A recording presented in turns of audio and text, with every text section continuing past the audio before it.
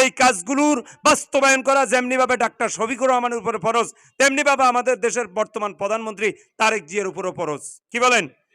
আমরা এখানে যারা আছি আমাদের জন্য ফরজ।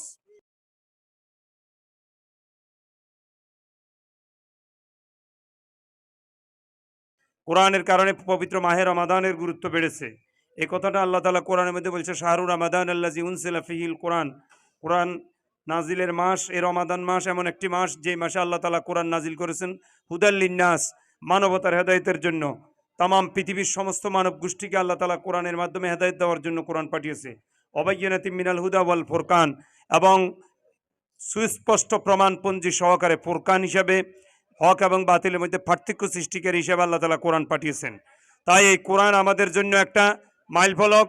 কোরআনের মাধ্যমে আমাদের জীবনকে পরিচালনার জন্য, সুন্দর জীবন পরিচালনার জন্য আমরা চেষ্টা করতে হবে। আমাদের প্রত্যেককে কোরআন পড়তে হবে, কোরআন বুঝতে হবে, কোরআন জানতে হবে, কোরআন মানতে হবে, কোরআন মানার চেষ্টা করতে হবে। ছেলে সন্তানগুলোকে সেভাবে গঠন করতে হবে। সমাজ, রাষ্ট্র, পরিবার, আন্তর্জাতিক জীবন, রাজনৈতিক জীবন, অর্থনৈতিক জীবন, নির্বাচন, সব কিছুর মধ্যেই কোরআনের ছোঁয়া থাকতে হবে। কি বলেন? থাকা দরকার আছে কিনা? এটাই হচ্ছে একজন প্রকৃত মুসলমানের কাজ। প্রিয় ভাইরা আমার, কোরআন শুধু জামাত ইসলামের জন্য আসে নাই, কোরআন বিএনপি, জাসদ, আওয়ামী লীগের জন্য আসে নাই, সকল দলের সার্বজনীন কাজ। কোরআনের এই কাজগুলো, যে কথাগুলো আমি একটু আগে বলেছি, এই কাজগুলোর বাস্তবায়ন করা যেমনিভাবে ডাক্তার শফিকুর রহমানের উপরে ফরজ, তেমনিভাবে আমাদের দেশের বর্তমান প্রধানমন্ত্রী তারেক জিয়ার উপরও ফরজ। কি বলেন? আমরা এখানে যারা আছি আমাদের জন্য ফরজ। সুতরাং এই ফরজিয়াতকে ফরজ হিসেবে মানতে হবে, জানতে হবে, এবং সেইভাবে এটাকে বাস্তবায়নের চেষ্টা করতে হবে। প্রিয় ভাইরা আমার, এই কোরআন আমাদের হেদায়েতের দলিল। কোরআন সম্পর্কে আল্লাহ রসুল বলছে, আল কোরআন হুজ্জাতুল্লাহ আলাইক, কোরআন হয় তোমার পক্ষে স্পষ্ট দলিল হবে। একটি হাদিসের মধ্যে আসছে, রমাদান এবং কোরআন কিয়ামতের ময়দানে আল্লাহর কাছে আমাদের জন্য সুপারিশ করবে। আমরা এত কষ্ট করে যারা রোজা রেখে এখানে আসলাম, লাআল্লাকুম তাত্তাকুন, এই ওয়াজ শুনি মুত্তাকি হওয়ার জন্য, আমরা কি চাই কোরআন এবং রমজান আমাদের জন্য সুপারিশকারী হোক? ইনশাআল্লাহ। তাহলে কোন রাস্তায় চলতে হবে?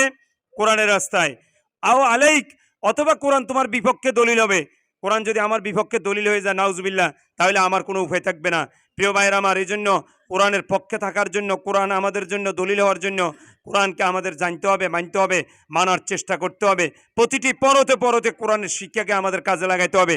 একটি কথা মনে রাখতে হবে, জীবনে আপনার বাড়িতে, আমার বাড়িতে কোনোদিন কাঁঠাল গাছ বপন করে আম খাওয়ার আশা কেউ করব না, অথবা মান্দার গাছ রুয়ে কেউ আম খাওয়ার চিন্তা করব না। যেই গাছ সেই ফল। আপনি যদি কোরআনের পক্ষে থাকেন, কোরআন আপনার জন্য সুপারিশকারী হবে।